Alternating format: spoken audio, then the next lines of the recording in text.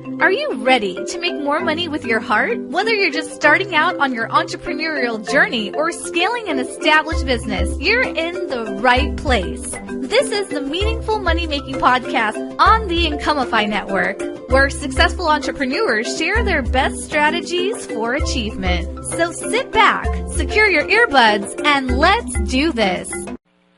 Hello and welcome to the Meaningful Money Making Podcast. This is Stacy Smith, your host, and today's guest, I'm so excited, is Barbara Winter. And Barbara is the founder of joyfullyjobless.com and the author of Making a Living Without a Job. And from her website, she is a pioneering self-employment advocate, writer, and teacher who has spent the last 25 years pondering the question, why aren't we all self-employed? She leads retreats and seminars on how to establish yourself as an expert and compelling storytelling. When she's not helping solopreneurs like us, she is traveling the world. And welcome to the show, Barbara. So glad to have you here. Thank you for inviting me. Thank you again. So let's get started. What inspired you on your journey?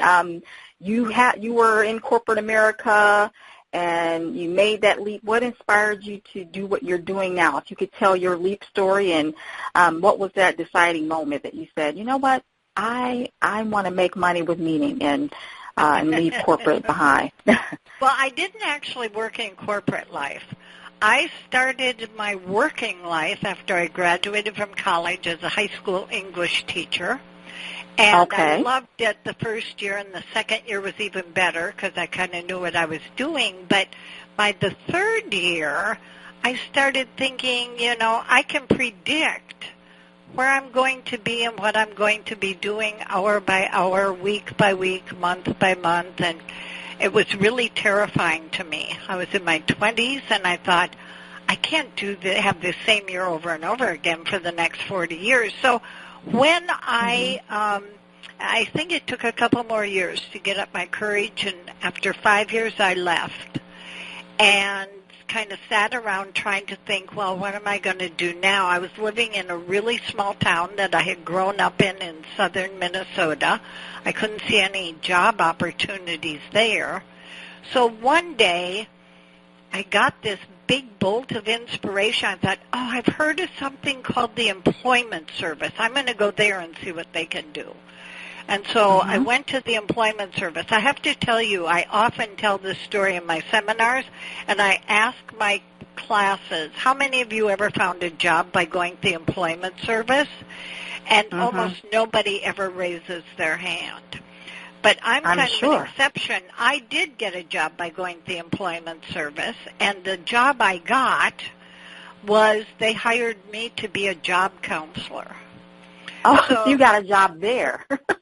I got a job there, and the crazy thing is about this, I have no idea what I want to do or any idea how to figure it out, and I'm now getting paid to counsel other people. And the good thing about this experience, and how in hindsight we can see how, this was all an important piece of the puzzle. And this really was for me because I wasn't even there a year, but I spent all day, every day talking to people about jobs. And I realized almost nobody knew how to figure out what they should be doing. And I thought that was incredibly sad. Yeah. And then I had a baby, and I stayed at home. I was a stay-at-home mom for a couple of years, and I knew that was a temporary situation. And I thought, well, I have got to figure this out. And, there's that wonderful proverb that says, when the student is ready, the teacher will appear. And I met this man who had been a very successful real estate salesman who was starting a company, a business, and was really into personal growth and development, which I knew nothing about. And he just became my mentor and would just, say, well, Barbara, have you heard of this book, Think and Grow Rich? I think you're ready for that now. And he would just sort of feed me little things. And I started reading self-help books, which I didn't know even existed at that time. And we're talking, we're back in the 70s, so it was still not a very big library of books that I put together. But right. The thing that would happen is when I would start reading these books, like Think and Grow Rich or The Power of Positive Thinking, I would just feel, yes, this has been missing. I knew this intuitively, but I never heard anyone talk about it before. And I just felt like I was really going in the right direction. So then after, I guess when Jenny was about 3, I decided it was time to go back to work. And I decided this time I was going for a glamour job, which was really a big stretch when you live in small-town southern Minnesota. And I probably came as close as I could have gotten to a glamour job, and with no training or experience, but a real belief, I guess, in myself, I got hired to be an interior decorator at an Ethan Allen carriage house. Really? Yeah. And how which exciting. was fun, except this store really didn't have much business. So we just got to spend our days redecorating model rooms, which was quite fun, actually, because we didn't make any money, but we had a lot of fun. And then a really pivotal thing happened to me. One night I picked up the newspaper, and there was a story in the paper about 2 women from New York named Claudia Jessup and Jeannie Chips who had gone to New York to become actresses. And while they were waiting for that to happen, they did things like out-of-work actors do, like worked in department stores and so forth. And one night they were at a party, and Jeannie said to Claudia, I've been thinking we are really creative. We have a lot of energy. I think we should start our own business. And Jeannie said, what are you talking about? We don't have any money. How could we do that? And she said, Jeannie said, I think we could start a business where people would just hire us to do creative projects. And then, and I read that, and it was like, whoa, that sounds interesting, because the thing that already had happened to me in my 3 occupations was once I knew how to do a job, I would get really bored quickly. And I could tell they were talking about doing things that every project would be different, and that was so exciting to me. And they had written a book about it. And the next day I went to the bookstore, and there was 1 copy of Supergirls, the autobiography of an outrageous business. I took it home, read it from cover to cover, maybe 5 times in a row. I would get to the end, and I'd just go back. And they were doing things that I had never heard of. They set up shop in their apartment in New York. I had no idea you could work at home. This was still not a thing going on in the 70s. They did. So you were intrigued. Yeah, and they did really creative things. Like they got a lot of free publicity for their business. And, they didn't have money, to market, but their business evolved into a really successful personal public relations business. And at the end of the book, they said something that I think I memorized the first time. They said, we didn't go to Harvard Business School. We didn't go to any business school. But we discovered we could learn everything we needed to know as we went along. We didn't start out being super. We just wanted to be. And I thought, I'm getting goosebumps, Barbara. I know. Isn't that brilliant? And I can remember the first time I read it, I thought, well, if wanting to be is what it takes, I am qualified. So shortly after that book came into my life, we decided, my husband and I, to move outside of Madison, Wisconsin, to Sun Prairie, which is also a small town, but bigger than where I came from. And I thought, this is it. This is my opportunity. I'm in a new place. Nobody knows me. I'm going to start my own business, and if it's a dismal failure, nobody will know. And I wanted to do exactly what Supergirls had done, but I realized Sun Prairie, Wisconsin, New York City weren't exactly the same environment. Right.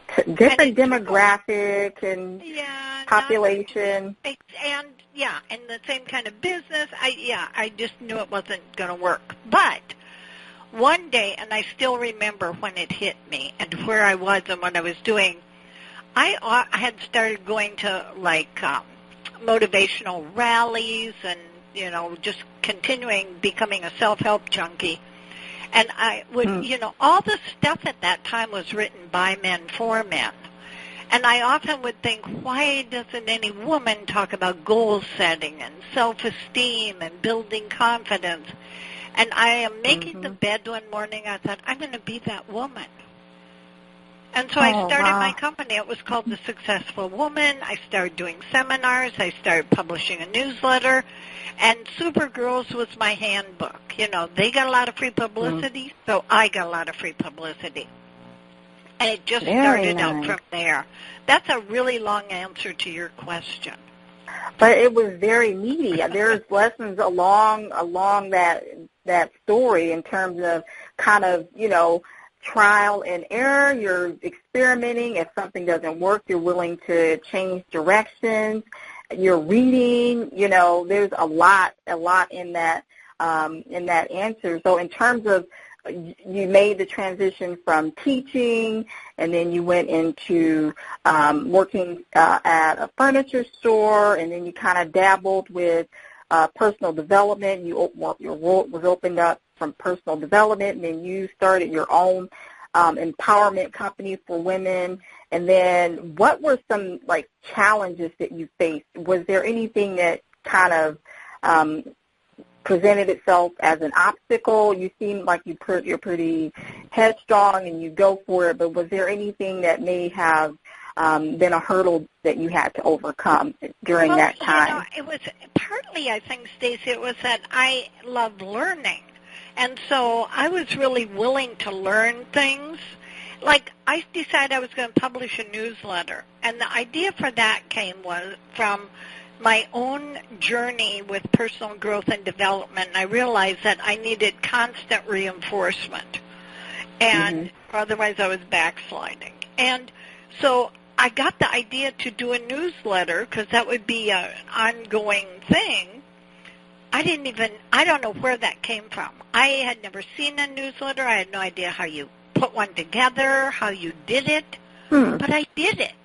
And it was just so much fun. The first year, I was mostly, I think, living in a state of surprise because it felt really easy and it felt right. And then after about a year, after I started my business, we decided to move to California. And I had always wanted to live in a lot of places, and I realized somewhere along the line that if I could be self-employed, I could live in a lot of places. And I think that was a huge motivation for me to succeed. And then I got to Santa Barbara and was kind of reunited with my family, and kind of the business, was on hold for a while. But it also, I had learned from Supergirls that, the business we start out with isn't the business we end up with. It evolves. And one of the things that had struck me with my seminars for women, because it was at the time when the women's movement was really catching fire, was that it seemed to me the message of that was that they were going to, break the glass ceiling. And I would meet these women and think, why don't you just start your own business? Why are you, going to try doing battle here? And that's really kind of how things eventually evolved into doing things that were more entrepreneurial. And eventually, and there's a gap in time here that, was long, but I eventually moved back to Minnesota, to Minneapolis, and one of the things that kept happening was as I was meeting people, they were all fascinated that I didn't have a job. And so I would go to a party, and I would spend the whole night telling somebody how I made a living without a job. And one day I thought, I'd have a lot better time at parties if I could just get everybody together in a room and explain this to them once. And there was an independent adult ed program, and I'd seen their catalog, and I, sent them I probably sent them a letter. I don't remember because I didn't own a computer yet. And I sent, anyway, I got a hold of them and told them about this idea for a class. And they just were like, yes, we'll put it in our next catalog. And they called me up about a week beforehand and said, you better know how to make a living without a job. We've got twice as many people that want to take it as we've got room for. Biggest surprise of my life. I thought it was something I would do once or twice. And That's then, amazing. it was so radical that the few people who would be interested would do it, and I'd go on and do it. I had other ideas of things I wanted to do, other seminars, and it became, the focus of my whole business. Wow. So I the think opportunity presented itself. Being open to things also is a really important part of the process. My goal really was to become a self-sustaining, independent teacher. I loved teaching. I just didn't want to do it every day.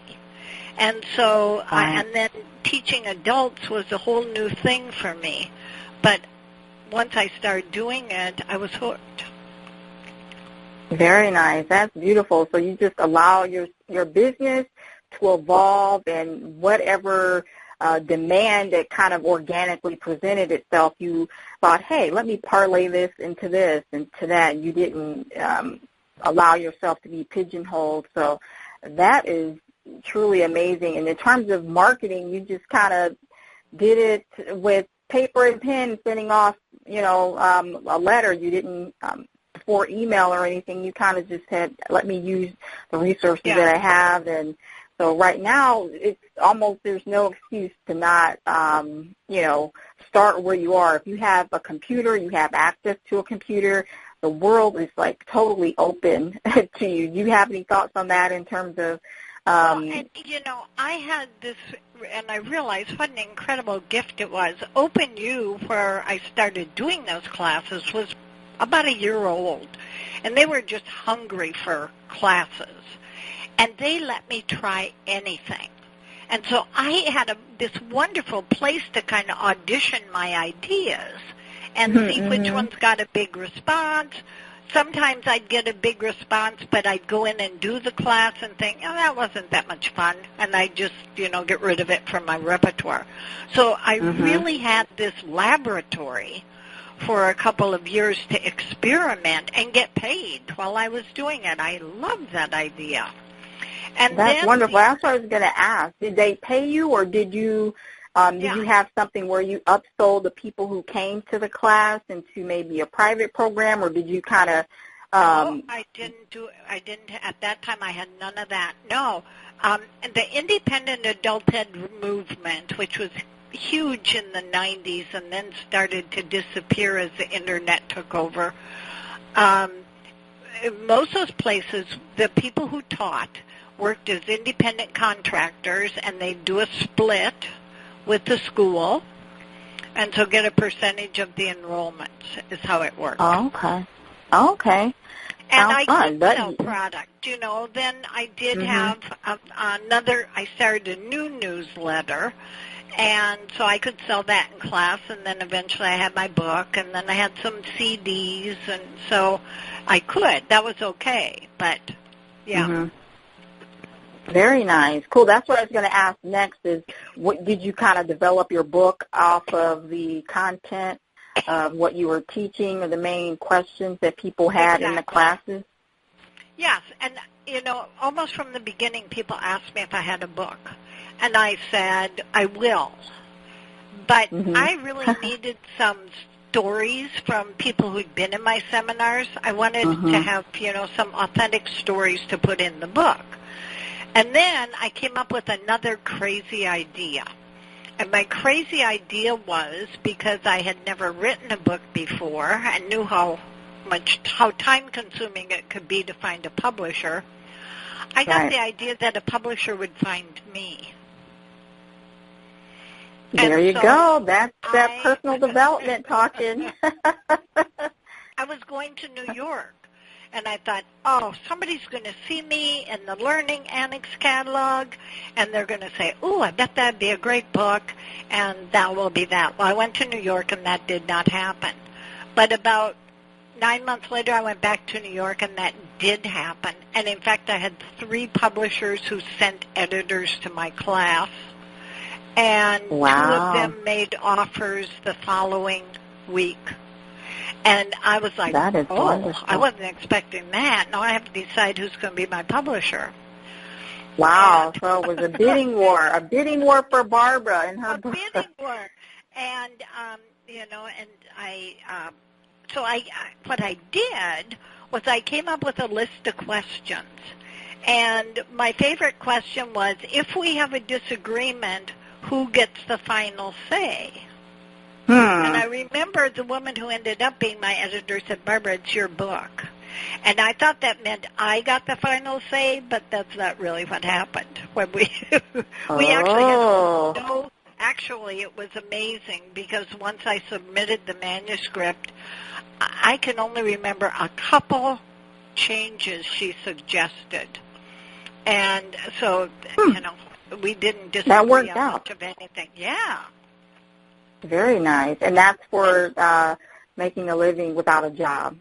Exactly. And when it was published, I had a subtitle that was like Winning Ways for Creating Work That You Love in the 90s. And she said, no, Barbara, this is going to have a long shelf life. And I was like, long shelf life? What does that mean? But we just had a big, it's been 24 years since it first came out. And it's still relevant. Really unusual for a trade paperback. We updated it in 2009 because the original did not talk about the Internet. But, yeah, it's just been out there. So, and, Very I nice. kind of knew this, Stacy. I knew this also from my seminars, that the idea of making a living without a job is something we evolve into. And I knew there would always be a new audience for the subject, people who had just gotten to that point where they're like, oh, wait, I can't keep doing this job the rest of my life. It's an evergreen topic. Yeah, and always, that there are always new people who get to that point. So anyway, that's how it all began. And it's been a wonderful experience. Awesome. Yeah, and what's the best part of the work you do, the gratifying, fulfilling parts of your work that you do with people? It's really funny. When I lived in Minneapolis, I was in the kitchen one day baking cookies or something, and I remember having this moment where I thought, I am happiest when I'm making stuff. And then my next thought, and this was the big insight to me, was it doesn't matter what the stuff is.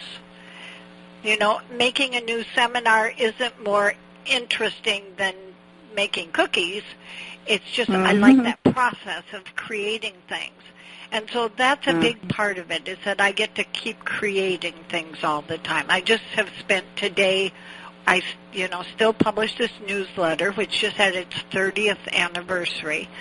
And wonderful. So, I saw that. I was going to ask if that was something you were still doing, and it's something that not many people do. It's a hard copy newsletter that people actually get in the mail. Yep. And so I've been working on that today. I love that. I love the creative part. But the other part I love is I meet the most fabulous people. And I love that. And I also love that I get paid to travel. And I've done a lot of work in London, which is one of my favorite places on earth. And so that all has, that's all just part of it. It's never, when I was first learning about goal setting, one of the goals I set is I never wanted to have 2 years that were exactly the same. Because that's what it felt like I was doing when I was teaching, was that every year was the same. And I haven't ever had 2 years that were exactly the same. It's been amazing. A wonderful adventure. So what advice would you give someone who maybe they're stuck in a government job, they're a teacher, or they're in corporate America, and they're kind of pondering, mulling around, what they want to do next? They come home from work, they're tired, they're drained from their job. Yep. What advice would you give them, that person who's listening, who just needs, some direction on where to start, in addition to going to your website, Joyfully Jobless? Well, I am not an evangelist. I believe it says that on the homepage of my website. I'm not a missionary. I don't try to convert people into self-employment. But I think that the thing that people often don't, there are a lot of misconceptions about what it means to be self-employed. And when I started out, despite the fact I had Supergirls, there were almost no books on how to start your own business. And if the ones that did exist were written by college professors, and they were assuming you wanted to build a big company and organization and all that. And I was like, no, I just want to work for myself. And so what has happened, and the Internet certainly has had a lot to do with this, is more and more people have become self-employed. And a lot of those people have written about it, have blogs, share information. So the first thing people need to know is that there's a lot of really good information available. And then, to really spend some time thinking about when they are the happiest. I tell people, think, what is your natural habitat? Where is it where when you are there, you feel most alive?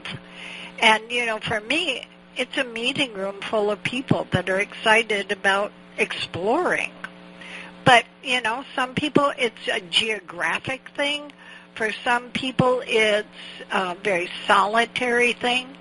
But it's really, people need to realize that the cool thing about self-employment is no two people ever do it exactly the same way. And you can create it to fit you. It's like having clothes tailor-made for you is different than buying them off the rack. And we have pretty much been educated to buy them off the rack with our career counseling that we've gotten for decades now.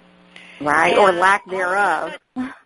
Yeah, it's pretty exhilarating when you realize, oh my gosh, I could actually spend 6 months of the year in Costa Rica and 6 months of the year here in Nebraska or whatever it might be. I mean, the possibilities get to be pretty darn exciting.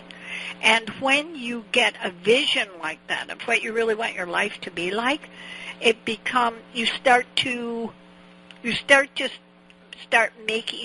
doing things to make that come into being. You got to believe it's a possibility, and then it becomes a matter of one step forward at a time. That's true, and that's something your story illustrates, so thank you for sharing that. Now, aside from business, what do you enjoy doing? How do you kind of balance your work and business life? I am a bookworm. Me too. My criteria for a place to live is it has to have a good library system. And I loved that when I moved to Las Vegas, people would say, why are you moving to Las Vegas? And I love to say, because they have an award-winning library. People don't and they probably were like, yeah, right. Yeah, but it's true. They have fabulous library system. So I really am a huge, huge reader, and I love to travel. And I love to travel internationally. And sometimes, I combine that with my work, and sometimes I do not. And so I love those things. And now that I am no longer a long-distance grandmother, I am learning a lot from my grandchildren. I haven't actually been around kids much in my whole life. I just have one daughter. And so now we have these 3 very different personalities, very different ages, and I am quite fascinated by spending time with kids. Wonderful. So maybe a children's book is brewing. You never know. You never know. My granddaughter started her first business when she was 5. And it was really? Yeah.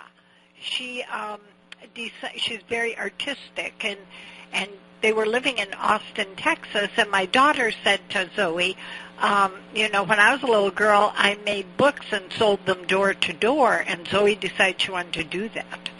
And then my daughter's like, oh, we just moved to this neighborhood. I'm not sending my kid out knocking on doors. And so they Skyped me, and we talked about it, and I said, well, Zoe, I'd buy one from you. And then I mentioned it. I don't know if it was in my emailing or where. All of a sudden, people started sending me money to get one of Zoe's books. How about that? She went viral at 5. Yeah, and then when I went to Austin, she had sort of chickened out. And I said, well, you're going to have to give the money back then. And it wasn't until that moment that she connected it in her brain, oh, if I make these books, I get to keep this money. And so I sat with her, and we made books, and I mailed them for her. And then she took this wad of $1 bills, and we went to Build-A-Bear. It was the cutest thing ever. And she that is so cute. Spent her own money. And so that was big for me, too. I mean, she was like 5 years old. So what an indelible experience for her and for you. Wow. Yeah. Very nice. Cool. And, there's an interesting study that found that kids are naturally entrepreneurial in kindergarten, and then we put them in our school system, and by the 4th grade, entrepreneurial creative thinking is gone, which breaks my that's heart. amazing. And so part of the reason I'm here is to make sure that spirit stays alive in my grandchildren. That's wonderful. So that's part of your big mission.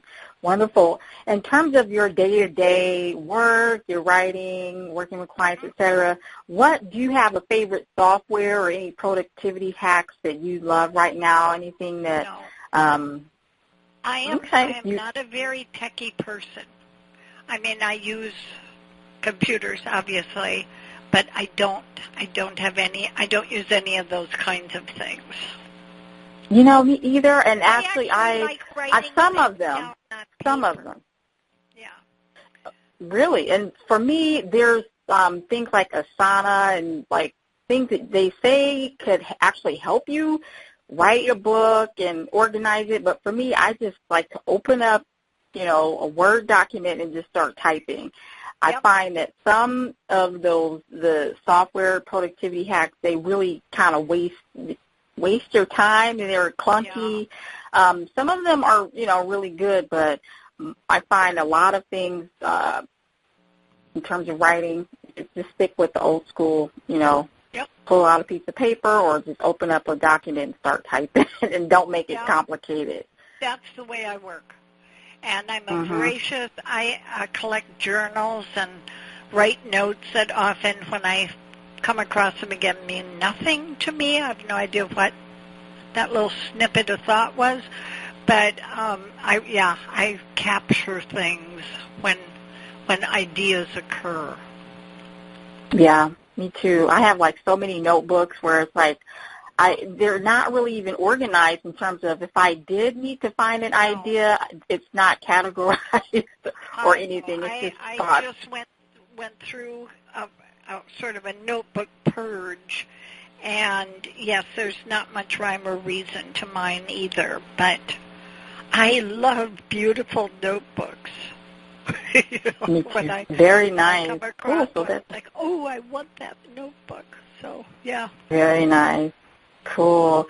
And aside from software, Stacy, I never get that feeling about learning about software. Like, ooh, I want to have it. No, that doesn't happen. Exactly. There's a tactile experience, even with books. It's kind of like you want to have, the book or the magazine in your hand. So cool. In terms of like Supergirls, I'm going to look after this interview. I wonder if that book is still in print somewhere. The Supergirls book. It is not in print, but it's, sometimes you can track it down.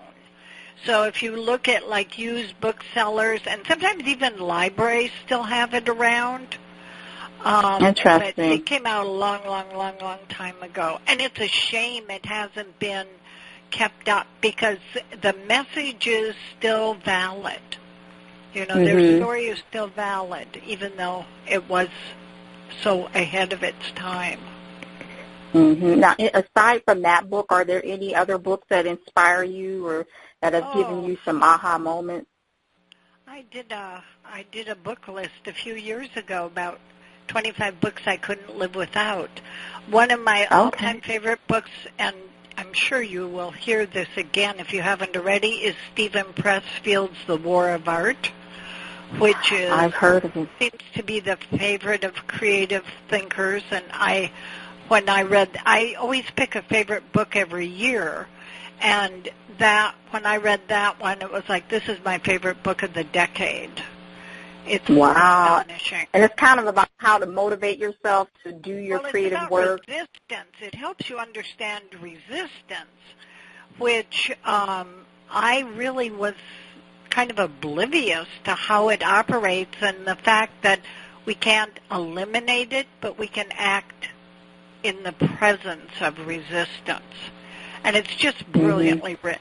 And I see that on so many people's favorite book lists now. So many entrepreneurs mention it.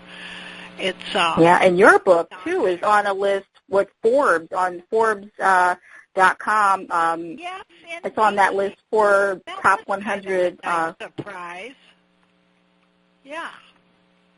Very nice. So cool. So make sure you guys check out Making a Living Without a Job.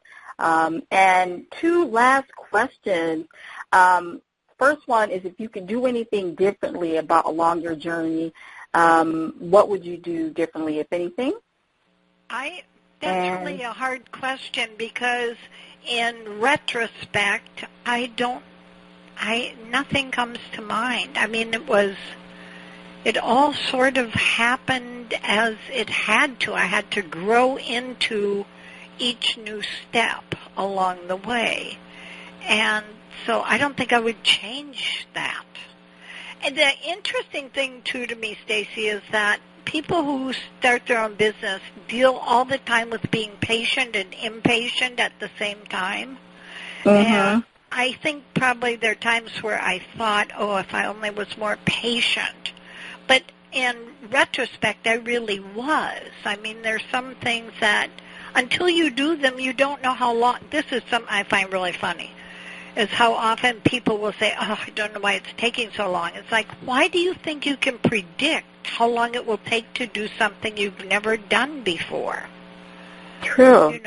But we do that to ourselves all the time. Well, this should have happened already. How do you know it should have happened already? And so we put our own timelines. Yeah, so that, understanding that we will be impatient, but we have to be patient at the same. Those two things, it's like a paradox that exists. So interesting. There's not much I would do different. It's turned out to be such a good fit for me.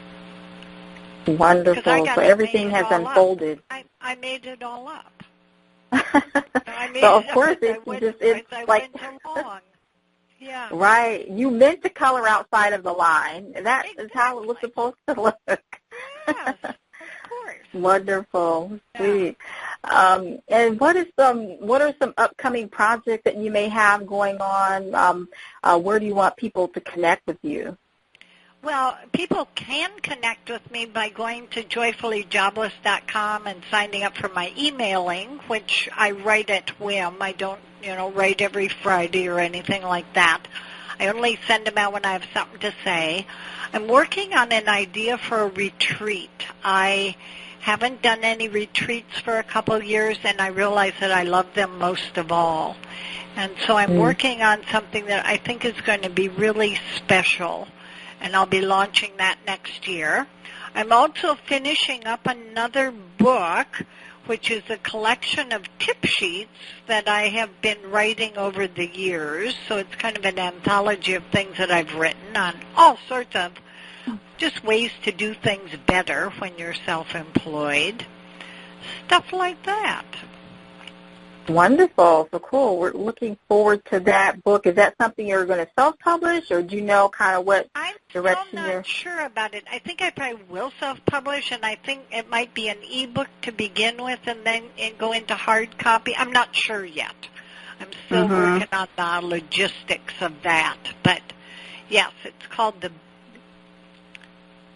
Little Lists of Big Ideas.